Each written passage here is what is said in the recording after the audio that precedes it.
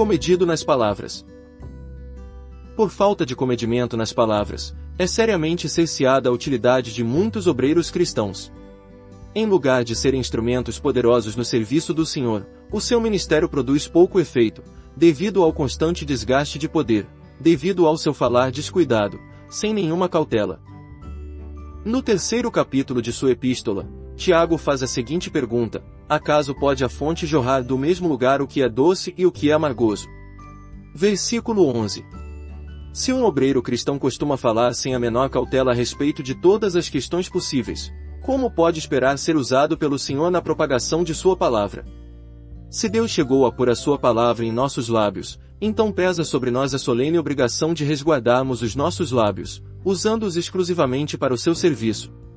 Não podemos oferecer um membro de nossos corpos para o seu uso, em um dia, para, no dia seguinte, retroceder e usá-lo a nosso bel prazer.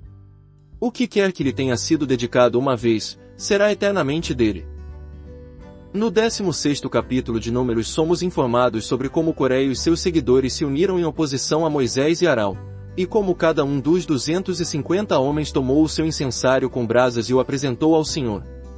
Todos eles pereceram, em face de sua presunção, mas Deus ordenou que Moisés aproveitasse os incensários. Observe-se o motivo da preservação dos mesmos, disse o Senhor a Moisés: dize a Eleazar, filho de Arão, o sacerdote, que tome os incensários do meio do incêndio, e espalhe o fogo longe, porque santos são, quanto aos incensários daqueles que pecaram contra a sua própria vida, deles se façam lâminas para a cobertura do altar, porquanto os trouxeram perante o Senhor, pelo que santos são. Versículos 36 a 38. Tudo quanto houver sido oferecido a Deus é consagrado a Ele, e não mais pode ser utilizado para uso profano. A passagem de Eclesiastes 5:3 afirma que na multidão de palavras podemos detectar a voz do insensato. Deixamos transparecer a nossa insensatez através da nossa loquacidade. Sentimos que devemos dizer tal ou qual coisa para fulano, e naturalmente, não podemos deixar de dizer muitas outras coisas a muitas outras pessoas. Sempre nos parece haver uma boa razão para dizermos algo para alguém. Oh, como alguns dentre nós gostam de falar, e acima de tudo, gostam de passar adiante o que ouviram. Enquanto isso, muita energia espiritual vai sendo assim dissipada. Há determinados particulares, vinculados a essa questão de falar, que devemos observar. Em primeiro lugar, notemos o tipo de conversa que nos dá prazer de ouvir. Dessa maneira, podemos chegar a conhecer-nos melhor, porquanto o tipo de conversa que nos atrai indica de que tipo de pessoa somos nós. Algumas pessoas nunca confiam na gente por saberem que não somos do tipo que corresponderia afirmativamente ao que tem para dizer, ao passo que outras pessoas dirigem-se diretamente a nós e derramam em nossos ouvidos toda a mais recente informação que ouviram, visto terem julgado que pertencemos àquela categoria de indivíduos que gostam de ouvir o que elas têm para dizer. Vocês podem aquilatar a si mesmos parando para observar as coisas que as pessoas gostam de dizer para vocês. Em segundo lugar, observemos quais histórias aceitamos com maior credulidade, pois aquilo a que nos inclinamos a crer revela os nossos pendores. Somos mais crédulos para certas coisas do que para outras, e a direção de nossa credulidade deixa entrever onde reside a nossa fraqueza constitucional. As pessoas, naturalmente, estão prontas a propalar rumores, e nossas tendências temperamentais, algumas vezes, tapeiam-nos e nos fazem dar crédito ao incrível, sobretudo quando as declarações que nos são feitas são alicerçadas na assertiva de que o informante sabe o que diz. Em terceiro lugar, devemos notar-se, quando ouvimos os relatos que nos são transmitidos, os quais são aceitos sem deles duvidarmos, temos o hábito de passá-los adiante. Vocês já observaram esse processo? Determinado indivíduo, dotado de certa inclinação, profere determinadas palavras, que são coloridas pela sua personalidade, e posto a haver alguma afinidade entre ele e eu, dou-lhe toda a atenção, e uma parte da personalidade dele penetra-me no íntimo. Em seguida, acrescento as cores do meu próprio temperamento e transmito a questão a uma terceira pessoa. Ato contínuo. Observemos a propensão que algumas pessoas revelam de transmitir informações inexatas. Contam uma mesma história em ocasiões diferentes, mas os seus relatos não se harmonizam entre si. Em sua primeira epístola a Timóteo, Paulo alude a essa espécie de pessoas, recomendando que o obreiro cristão deve ser de uma só palavra, e Timóteo 3:8. Alguns indivíduos usam de duplicidade nas palavras, devido à sua ignorância e fraqueza, mas, no caso de outros, revela-se mais do que mera falha de temperamento, a corrupção moral. O trecho de Mateus 21, 23 a 27 registra que os principais sacerdotes e os anciãos do povo vieram ter com Jesus, estando ele a ensinar no templo, e indagaram dele com que autoridade agia. Ele retrucou com uma pergunta: donde era o batismo de João? Do céu ou dos homens? Isso os pôs em um dilema, pelo que arrazoaram entre si: se dissermos, do céu, ele nos dirá, então por que não acreditastes nele? E, se dissermos, dos homens, é para temer o povo, porque todos consideram João como profeta. O resultado desses raciocínios foi que eles evitaram enfrentar a verdade, e disseram, não sabemos. A resposta deles foi uma mentira deliberada. Em Mateus 5,37 lemos que o Senhor recomendou: seja, porém, a tua palavra, sim, sim, não, não. O que disto passar, vem do maligno. Não cabe ao obreiro cristão ser governado pela diplomacia, e nem deixar de pensar sobre o possível efeito de suas palavras sobre os seus ouvintes, antes de resolver o que lhe compete dizer. Quando certos indivíduos buscavam amar uma armadilha diante do Senhor, mediante suas perguntas capciosas, algumas vezes ele apelou para o recurso do silêncio, mas jamais para a diplomacia. Sigamos o seu exemplo, e acolhamos o conselho de Paulo, o qual escreveu aos Coríntios: se alguém dentre vós se tem por sábio neste século, faça-se estulto para se tornar sábio. 1 Coríntios 3,18. E escrevendo aos Romanos, disse ele: quero que sejais sábios para o bem e simples para o mal. Capítulo 16, versículo 19. No terreno espiritual a sabedoria do mundo não tem o mínimo valor. A dificuldade de muitos é que nunca aprenderam a dizer sim com candura, quando os fatos exigem um sim, e a dizer não, quando sabem que a verdade tem que ser expressa com uma negativa. V.A. Jamais falam com simplicidade, com franqueza, mas tudo é cuidadosamente estudado, e as suas declarações são sempre adaptadas aos seus próprios interesses. Na qualidade de servos do Senhor, entramos em contato constante com muitas pessoas, desfrutando assim de muitíssimas oportunidades de falar com outros e de ouvi-los, razão porque é essencial que exerçamos controle estrito sobre nós mesmos, a fim de que não suceda que nos tornemos pregadores da palavra, ao mesmo tempo que fazemos o papel de propagadores de boatos. Esse trágico estado de coisas é mais do que uma simples possibilidade. Se quisermos evitar esse ardil, no qual não poucos já caíram, precisamos ter cuidado não somente com os nossos lábios, mas igualmente com os nossos ouvidos. Em nosso trabalho, não podemos deixar de ouvir muitas coisas que as pessoas têm para revelar-nos sobre os seus negócios, e para sermos obreiros eficientes somos forçados a cultivar a arte de prestar atenção, a fim de que nos seja possível ajudá-las.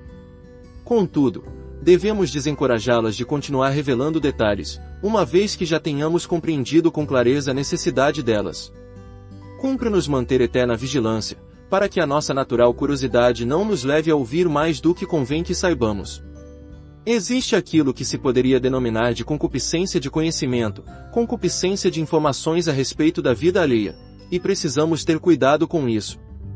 Convém que sejamos comedidos nas palavras, porém, se tivermos de usar de comedimento naquilo que dizemos, primeiramente devemos exercer comedimento naquilo que ouvimos. Levanta-se nesta altura a questão de obter e reter a confiança dos outros. Se alguém compartilhar de seus problemas espirituais conosco, tratar-se-á isso de uma prova de confiança que devemos respeitar. Não devemos falar acerca dessas confidências a menos que os interesses da obra tornem tal coisa necessária. Como poderiam vocês servir ao Senhor, se traírem a confiança em vocês depositada?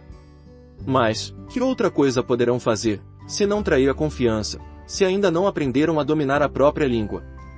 Precisamos reputar tais confidências como um depósito sagrado, guardando-as fielmente. Aqueles que, por motivo de sua necessidade, compartilharem de suas histórias secretas com vocês, não o farão para aumentar o cabedal de conhecimentos que vocês possuem. Mas tais pessoas se aproximam de nós em virtude não do que somos pessoalmente, mas em virtude do ministério que exercemos. Por isso mesmo, não podemos considerar tais informes como um conhecimento pessoal, que possa ser compartilhado com todos e qualquer um. Cumpre-nos aprender a salvaguardar toda a confiança que outros tiverem posto em nós. Aqueles que são incapazes de refrear a própria língua não podem fazer parte da obra do Senhor. Ao abordarmos a questão da língua, é-nos impossível evitar o assunto do péssimo hábito de proferir mentiras. O indivíduo que usa de duplicidade, ao qual já tecemos alusões, é parente próximo do mentiroso. Todas as asseverações feitas com o intuito de enganar cabem dentro da categoria das inverdades, ao passo que o intuito de enganar é um defeito que procede do íntimo. Se a vocês for feita alguma pergunta que não desejem ou não possam responder, poderão recusar-se polidamente a dar resposta, mas não ousem iludir aquele que os interroga. Queremos que as pessoas acreditem na verdade, e não na mentira, por conseguinte, não ousamos utilizar palavras que, em si mesmas, sejam verazes, a fim de transmitir uma impressão falsa. Se um fato exigir um sim, então teremos que aprender a responder com um sim, se exigir um não, que aprendamos a dizer não. O que vai além disso, provém do maligno. O Senhor, de certa feita, falou em termos extremamente severos para certas pessoas que queriam segui-lo, dizendo: Vós sois do diabo, que é vosso pai. Quando ele profere a mentira, fala do que lhe é próprio, porque é mentiroso e pai da mentira. João 8,44.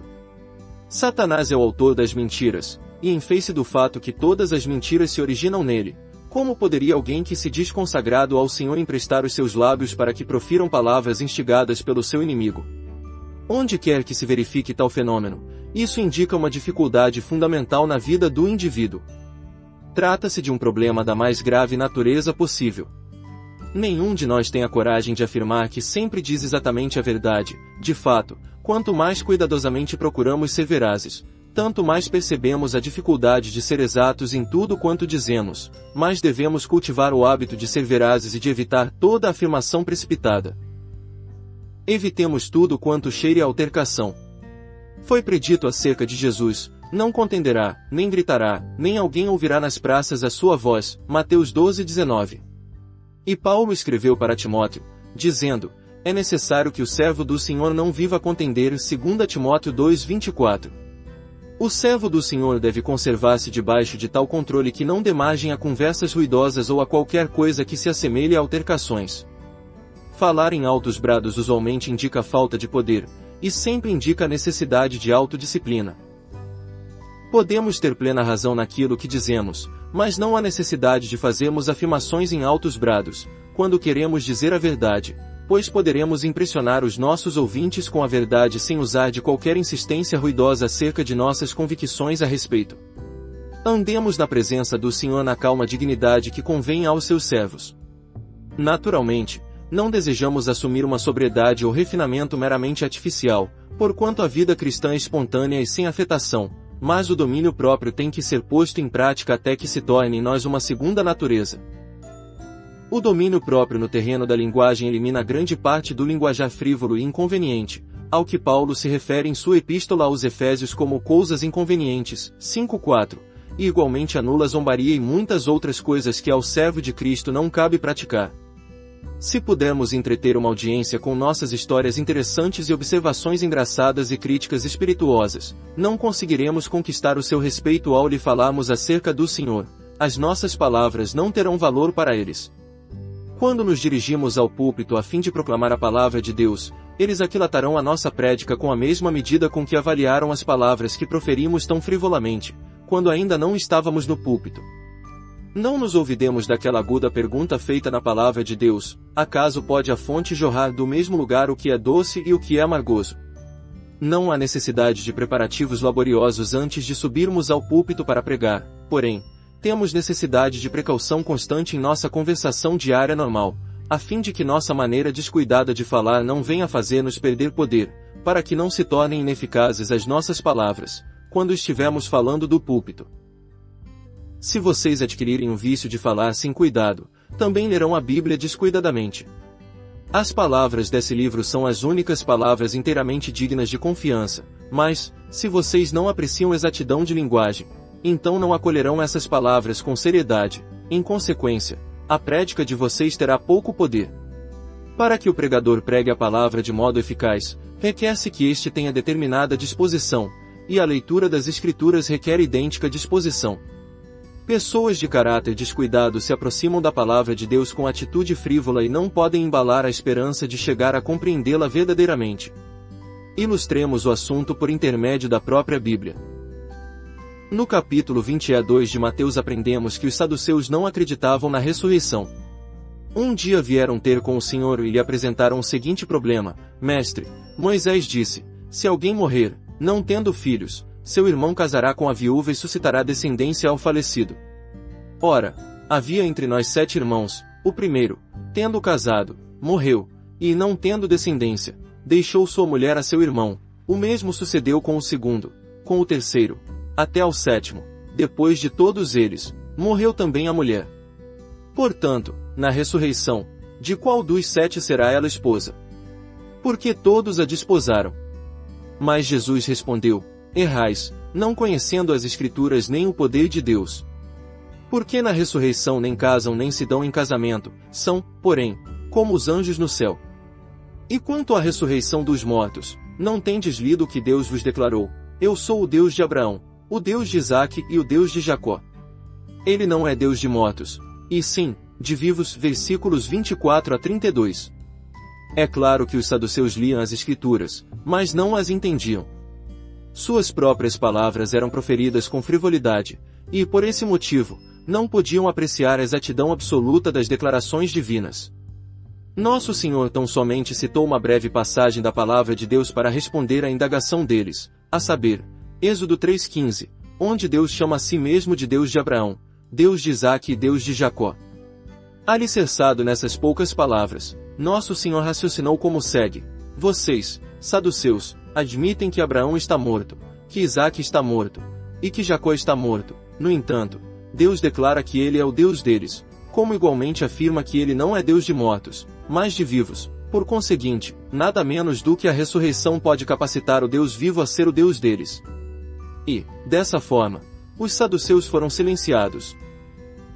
Quando nos tivermos de apresentar perante o tribunal de Cristo, talvez descubramos que o dano produzido pela maneira de falar leviana e fútil em muito excede ao prejuízo causado de muitas outras maneiras, visto que opera grande destruição, tanto em outras vidas como em nossa própria.